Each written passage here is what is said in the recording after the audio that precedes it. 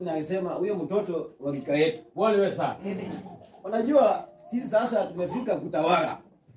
Bwana wewe sana. Tumefika nini? Kutawala. Huyo mtoto wetu namuombea siku ikifika apate hiyo kitu.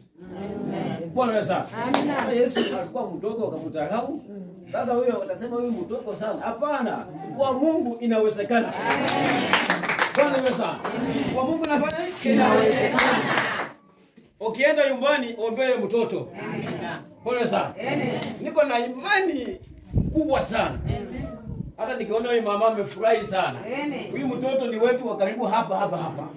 Bwana sana. Papa, waje Mungu akubariki sana.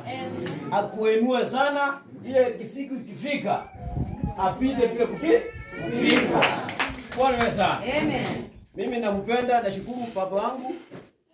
Niko na yeye tangu Jumapili akuje baba kwa tuna yeye imani. Amen. Bwana sana.